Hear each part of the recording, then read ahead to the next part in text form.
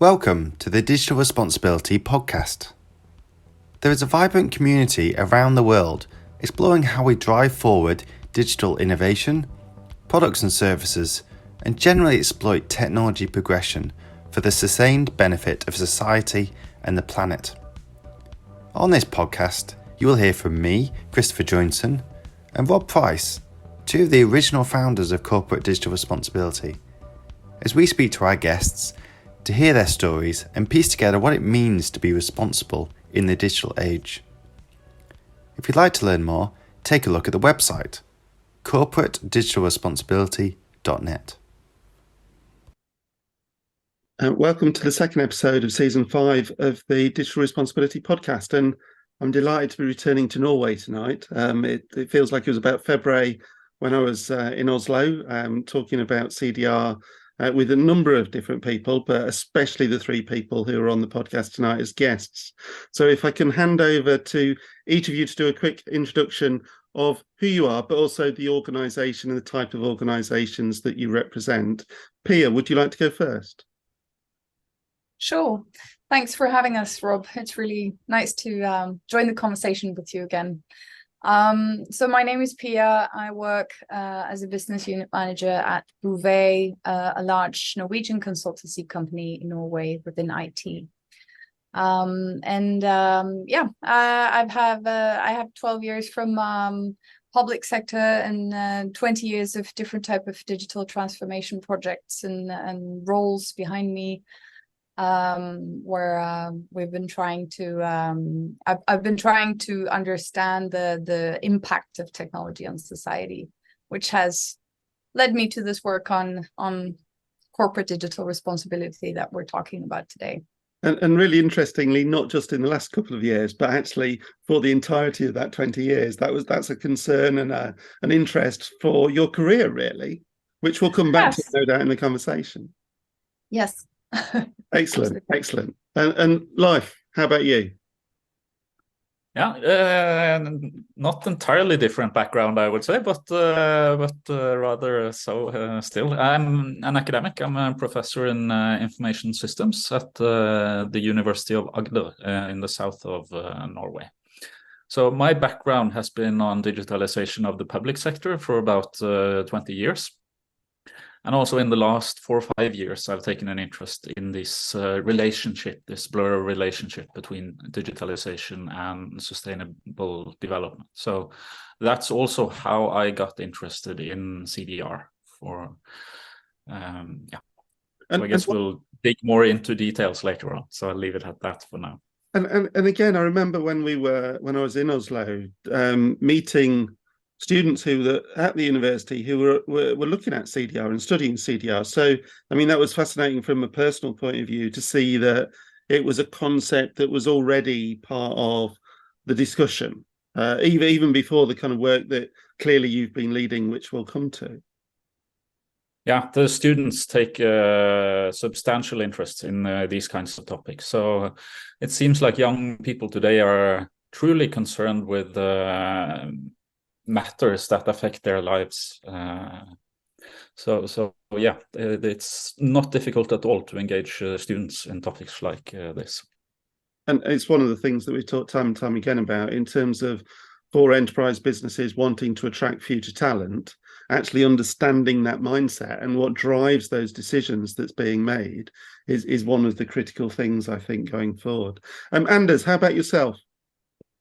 Well, I have a kind of a winding path behind me. I started out as a journalist, became an editor in a magazine that I founded, a skiing and snowboarding magazine, actually, in the heydays of the internet. And I started getting fascinated by the digital media and the possibilities in community building, and I started becoming interested in the technology behind it also. And yeah, I've done a lot of stuff since that, but I was managing a design agency for some years, and then I sort of I had so many ideas that I wanted to create and to make into reality. So I started working in the startup space, And I have been building a few companies now, digital companies related to circular economy and to the carbon removal economy and to the bioeconomy lately. And I'm about to actually to go into a big corporation now as a sustainability director. So I'm sort of in a transformation myself these days. Yeah. And certainly I remember I was fascinated in some of the startups and the work that you were doing kind of in the conversation when we had. But Christopher, it can't be many times when on the podcast we've had academia, consultancy, startups and enterprise business all represented on the same call. So that's a first for us. It is, and it's going to give us a variety of lenses on this topic for Norway. I've had the pleasure of visiting Norway before with a former partner. We went to Oslo, we went further up north to Lillehammer and saw some of the more rural parts of the beautiful country. And I was interested to hear your different lenses on which part of the impact of technology on society matters most to Norwegian citizens in your view at the moment. Is it the environmental side of things? In the UK, we've got AI, dystopian futures on the front of our papers.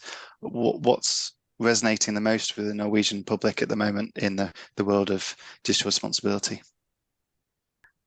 I'm thinking I've had a lot of conversations with really clever people in academia, in business world, and I don't think I've asked my neighbors that often actually what they worry about. But I think some of the examples that you mentioned about AI, of course, has kind of made a lot of people realize that it's not really it's not a futuristic scenario anymore. It's a very real one, and the technology is here. I think still there's a lot of fear and not enough knowledge connected to a lot of the discussions that we're having. And I also think just taking the paradox of the generation between 15 and 25 who are very much aware of sustainability issues, but are also the largest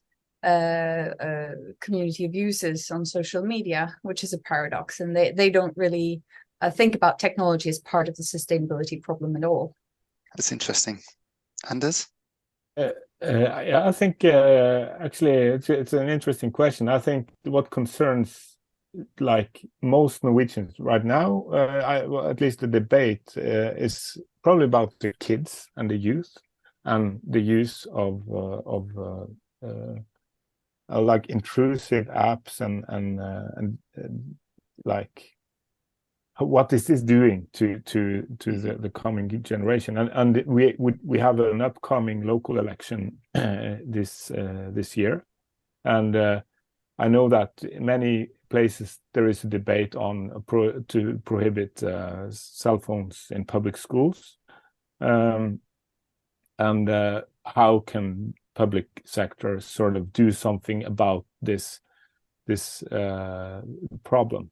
So that's a topic. I know that the most everyday Norwegian with a family are concerned on what these apps do, and there has been a lot of cases on bullying and picture sharing and stuff like that happening, becoming like the new reality for the young generation. Sure, I find it a bit of an irony. I mean, in the UK, this lunchtime I was watching the news and saw that there was a drive to ban vaping in schools as an addictive substance that kids shouldn't be exposed to at that age. And yet we also talk about technology and invasive impact in kind of a similar level. And maybe we don't realize sometimes the harm that it can cause in different ways. So that's interesting that's a similar discussion over there. Leif? Oh, I fully agree with what has been said, and also I think Many people are also concerned with automation. So we have, as I'm sure you have, or as I know you have, a wave of automation across many industries. And one of the sectors in Norway that we have at least two sectors that probably need to change quite quickly. A large part of our economy is based on oil and gas. And since we are now talking about sustainability on this podcast, obviously there is a need to move away from those types of energy sources. So, and that means changing much of our economy, actually. So that is obviously concerning many people because it concerns their jobs. The other thing that we might mention in addition to what has been said already is related to healthcare. And this is also more or less a global problem. We have this wave of elderly people that we have known about for many, many years. Suddenly it's here. And now we are seeing that our healthcare, our health system isn't really equipped to handle all these people that now need care. So both those sectors need to change substantially. And there is I would say some concern, since we don't really know how this will play out. We know they need to change and relatively soon.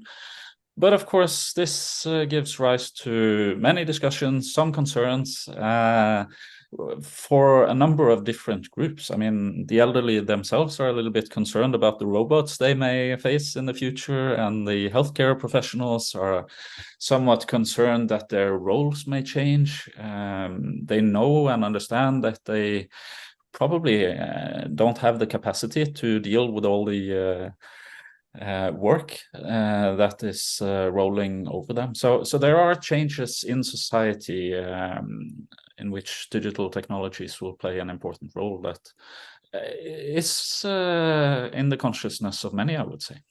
And I think the beauty of the conversation so far is just it's exploring all those various different aspects of CDR. It isn't just about one thing. It is about the intersectionality of all of those, and how in a sense any organization can weigh up those various consequences of the things that we do in a way that makes a positive impact. But Pia, you wanted to kind of add another point, I think. Yeah, thank you. Well, I said kind of I introduced with saying, well, I don't think people think that much about it.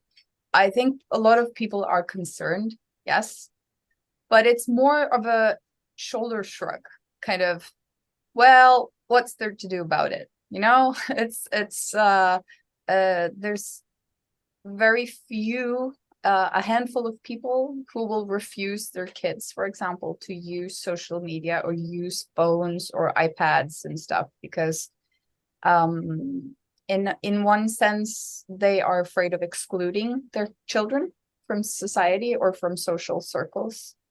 And so I think a lot of people feel more trapped than concerned about how can I do something about this. It's more of a resignation sort of that I sense in a lot of the discussions and debates. And I think that's, yeah. Some of these decisions are hard, aren't they? I mean, I've talked with people in the past around just that very point in terms of, and actually some of the expert guidance that I've heard in terms of mobile phones with kids is actually to not ban the use of them because they'll find another way anyway. So it's more around supportive use rather than banning. If we kind of pick another completely different example, deciding what car to drive, it is a complex decision for any citizen to make because there's so many different kind of bits of information that are available, and how do you find your path through it? So they are hard decisions, but nonetheless, that's also the importance of being able to help people through some of those paths to be aware of the consequence of the decisions that are made. Anders, you wanted to add a point? Yeah, it's just I just came to think that in my hometown Bergen, we had just had a scandal with there was a system for like exposed children where there was this kind of whistleblower alarm button thing that you could push to notify the child's care public organization, about kids that were somehow in a dangerous situation, and it showed the system didn't work, so nobody got the notification. So there were like 30 kids that were sort of in very bad situations, and no one came to look for them due to some big complex system that should make things easier and safer. And there has been a lot of stories like that, systems that are critical that don't work, and we use a lot of public money into building these monolithic systems that we rely on, but they have these sort of glitches, and I think that's actually an increasing concern, how dependent we are on systems that no one can have the overview over everything in that system. They are so complex. And the critical thing with those is trust. So if you lose trust because there is no response, then that destroys the whole purpose of it in the first place. It's why it was core to the research that Christopher and I did in 2017. Digital adoption is driven by consumer trust, and it being a benefit for them, a benefit for their health, a benefit for the time, a benefit for their children in that particular circumstance. Yeah, no, it's just the conversation is fascinating in the sense that we are starting to explore responsibility and also to explore who needs to be responsible in a digital age. And the starting point for CDR, I guess, is that corporations and the industry needs to be responsible, and that's fair. That's where we started also in Norway, but only just in this conversation we've touched upon the importance of family, for instance, the responsibility of families. So we have actually theoretical support for to give us some pointers of who would be the natural actors to point at when we are exploring responsibility here, because that's, to me, very interesting. Who is actually responsible in this age where we have global phenomena rolling over us? So there are some decisions that are taken at the global level that needs to be taken at the global level. There are some things we can do at the national level. I don't think our politicians are very sensitive and aware of what they can actually control at the national level. Norway is a small country, 5.5 million people. So that's mid-sized to large city on a global scale. So we are small, but still we have some autonomy, of course, at the national level. But then we have the local level. We have the voluntary sector, we have the public sector, we have families. So there are all these actors that might benefit from sensitizing themselves about what responsibility means in this day and age. And that's why one reason why this is so fascinating to me. And I was desperately hoping that you were going to use a bit of Norwegian there, because my Norwegian pronunciation of Digitalt Samfunnsansvar is probably not as good as yours. But that was I mean, everything you said there was the reason why actually you tweaked the manifesto slightly, didn't you? You wanted that focus around digital social responsibility to recognize it's more than the corporate. We had some, if I may start, Pia, and you may correct me anytime. We discussed that, and we really like that corporations or part of the industry is aware of the responsibility, aware of the changes they are contributing to on society. But we also thought that it's not fair to put the whole responsibility on the industry. Because the industry is, of course, commercial. It exists to create jobs. So there will naturally be a conflict of interest at some point. And I think all of us in the panel are quite aware of this. So we quickly thought, let's use a slightly different name. Let's call it digital societal responsibility. Because that will signal that there is a need for more actors here. If we are really going to make a change at the society level, we need to involve the public sector. And we are doing that in Norway at the moment. And the public sector responds very positively, as has industry done, I would say.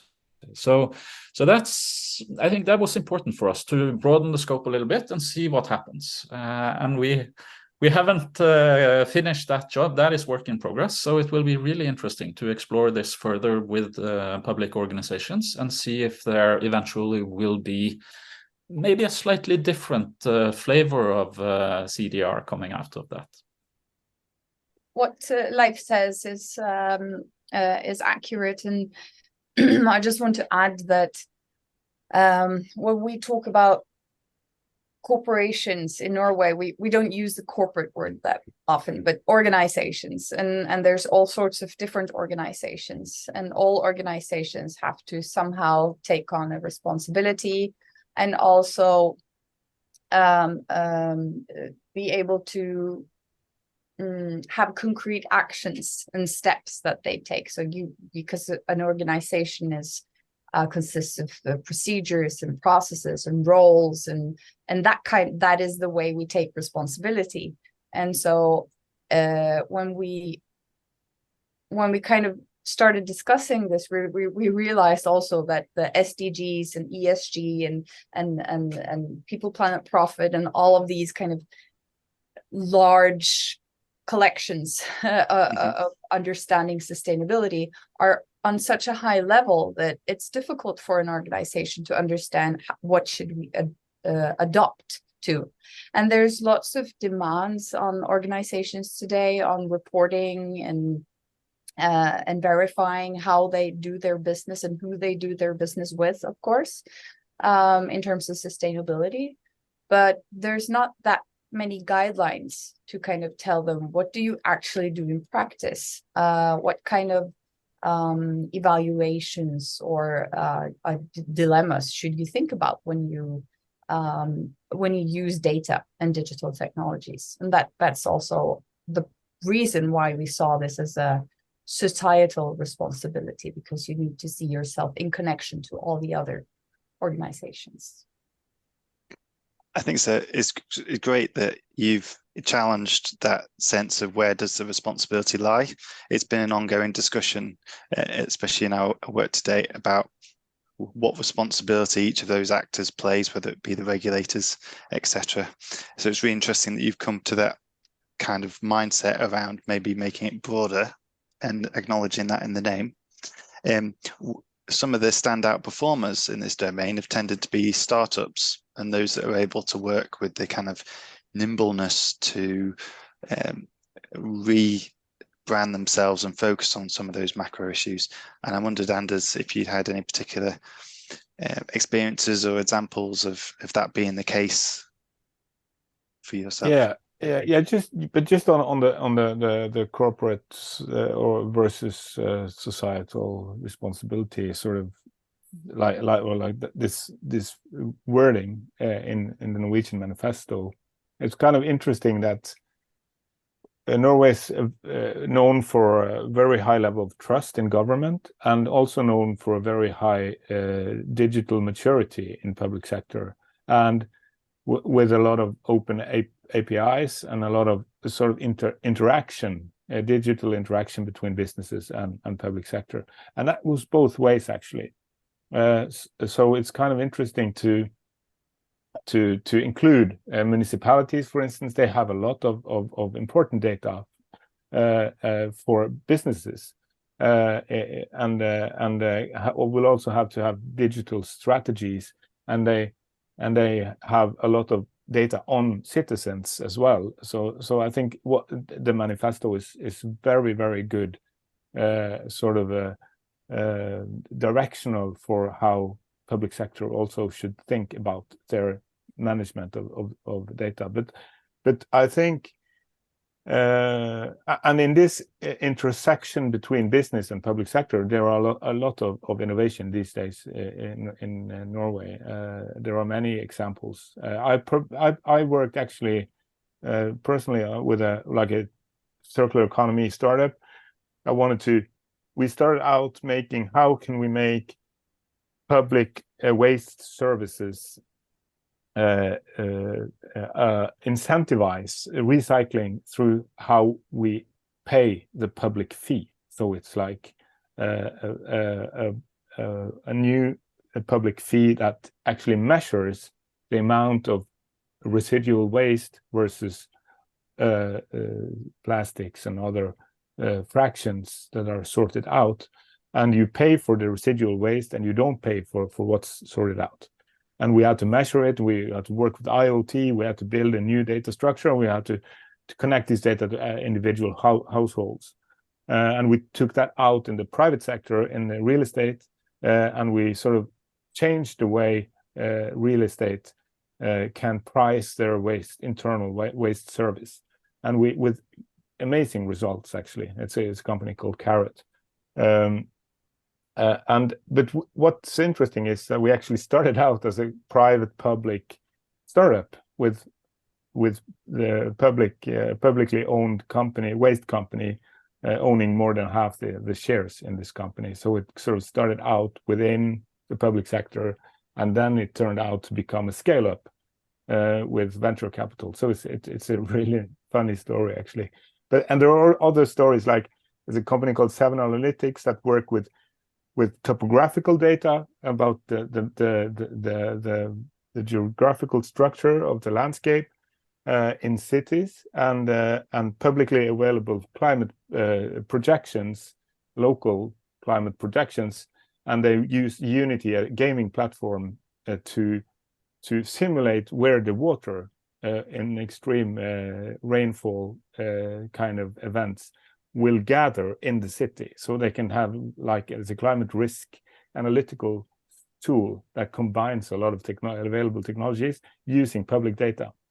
So they are on the sort of global scale-up phase now. So I found this, and I think Norway is a really good sandbox for that kind of innovation, because of the trust and because of the quality of the data and the data exchange culture we have in the country. So it's kind of interesting that this debate is broadened to sort of include both corporations and public bodies. I think it's I think Anders is talking also about an important thing that I think we should talk even more about, which are the kind of the non-sustainable business models or sustainable business models, and the part of thinking about a societal responsibility is also that this is a systemic issue. It's a systemic approach we need to make changes in, and kind of saying, well, I don't want to do business like that is almost impossible within the system that the capitalism works, and kind of having good partnerships, like between the public sector and startups and academia, and making like research based and publicly funded business models that actually fly and work is of utmost importance. And I think we have to also make a bigger effort of saying that we created the systems so we can also change them, instead of to kind of just do what can I do about it? Let me just do what has worked for everyone else, because it seems to make them wealthy. You can make a lot of money if you do it like that. But we kind of changing that, pivoting that, I think is a vital part of digital responsibility. I smile only in the sense that it's one of the things that I battled with through the early work that we did around CDR, which is, as a technologist, I ended up talking about economic models, which I didn't feel qualified to talk about, except you are naturally led to how do you create an environment where actually there is a greater awareness and a greater societal cohesion around the decisions that are made. So I'm interested to understand how you found the experience in the last 3 months or 4 months of engaging with public sector and private sector organizations, large organizations, small organizations, academia, what engagement, what interest, and how perhaps you're planning to move things forward. Because you rightly said, you're building on the framework. And that was the intent. The framework and sharing the framework across the world was intended as a kickstart. It wasn't intended as the answer. So I'm interested to hear a bit more about that. Leif, how about from your perspective? What are you seeing? We most probably hear the positive feedback on this. Having said that, the feedback that we do get is then it's very positive, both from the private side and also from the public sector side. And very concretely, the feedback that I am getting, at least, is that this CDR framework, the principles, this is a very nice way of putting sustainability work into a framework that is understandable and, at least to a certain degree, actionable. So I think what we need to do in the future, at least in Norway, is to fill this with some good local examples so that we can actually inspire others, so that when they say, okay, there's a need for ethical considerations, how do we do that? We need the good examples. We need the good examples on business models, for instance, the transition into a more circular economy.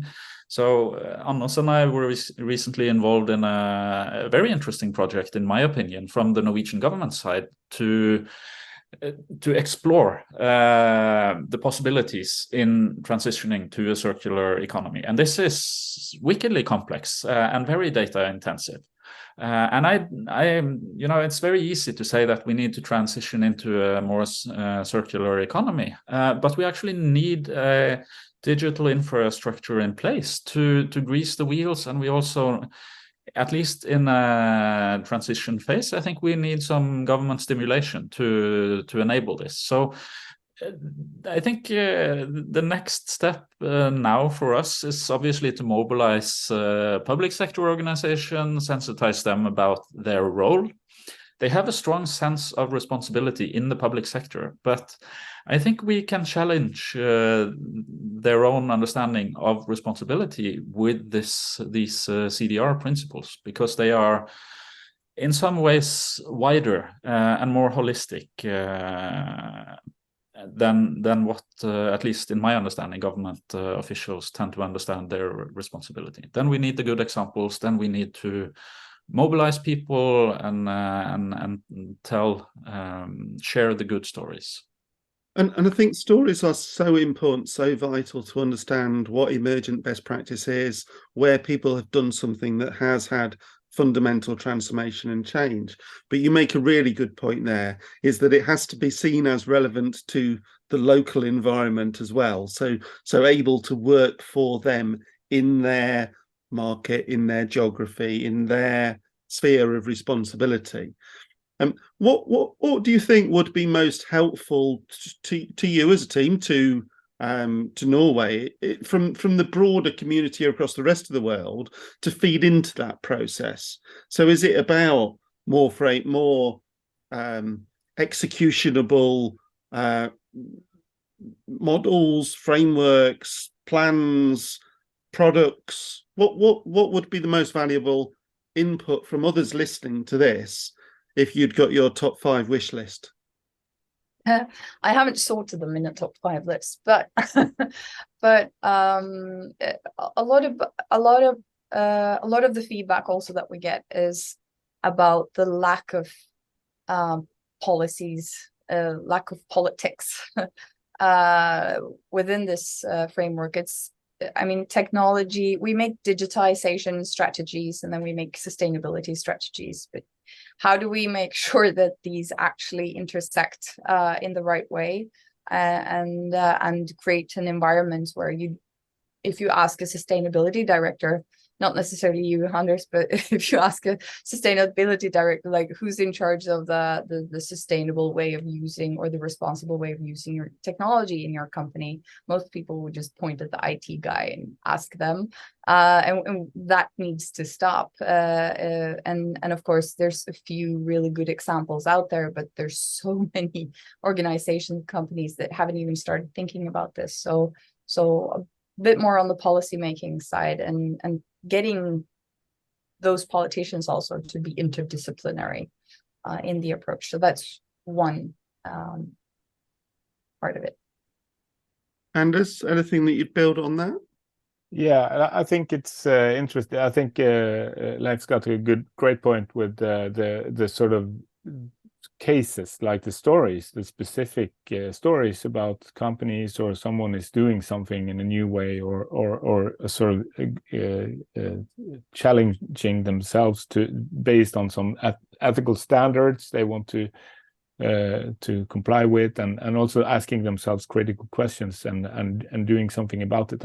I think to open up that conversation, and also to open up that conversation that this can be really difficult, especially for large corporations, and be open on that. And I think to create these arenas where people can meet and to make the change makers within the individual change makers meet across or different organizations. I think that's really crucial to create that kind of web of people that work towards this and understand these principles and try to put them to work in the respective workplaces.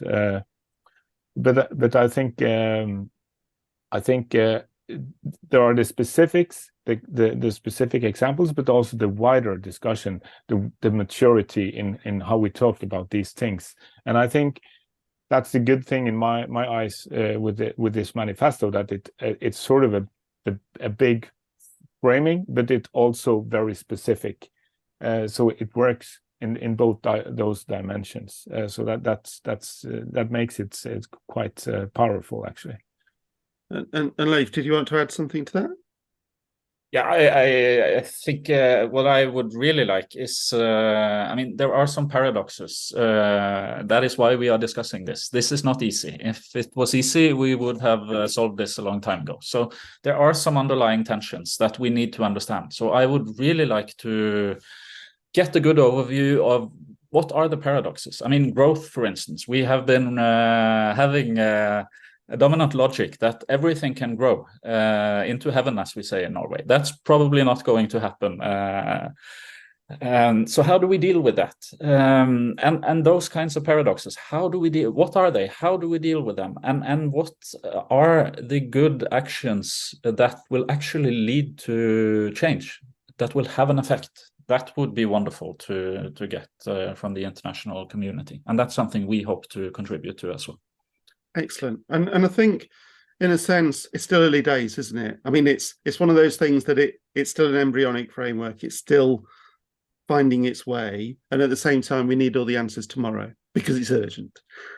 So I think my final question, and we're probably in the 10, 15 seconds per answer, but I want to go around each of you, is if we're doing this again in 6 months' time, what's the one thing that you hope you'll have kind of managed to achieve in the work that you're doing to begin to feel as though you're making a difference? In my new job in a corporation, I would like the management, top management, to know about CDR and to sort of go into that in this new role that I'm about to enter. Fantastic answer. I like that one. Pia? Well, I already have sort of top management eyes on this subject. So within I hope that I hope our customers will come and ask us how we can actually help them with understanding these dilemmas, or just advice and talk about them, that they're aware of this. Because I think consultancy companies, we provide the market what the market asks us to provide, yes. and it's a dilemma for us. Yeah. That we want some change, we want to show kind of a different path maybe, but we also need those customers out there.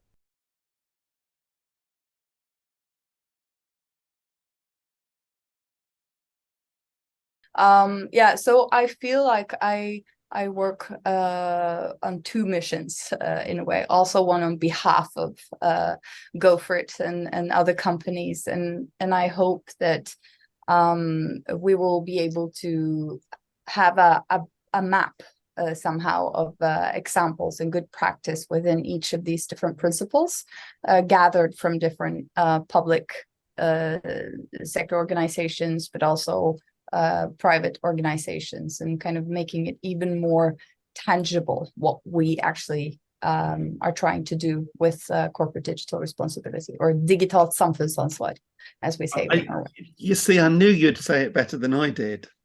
I think you did really good, Rob. No, that was much better. Leif, how about you? Yeah, I in terms of concrete actions in the next 6 months, two things I would say, or three things. Obviously, within the university, there's a lot to be done in courses and study programs. That's one thing. Another thing is the work that Pia and I are doing now with mobilizing the public sector organizations in Norway. That's something we want to complete, to make arrangements for how public organizations can work with responsible digitalization. And as part of that work, and also as part of the work Pia mentioned with getting these maps with the good examples and all of that, we want to feed that into the process that has just started in Norway by making a new national digitalization strategy. So we have a quite clear ambition of feeding these ideas and sharing them with the people that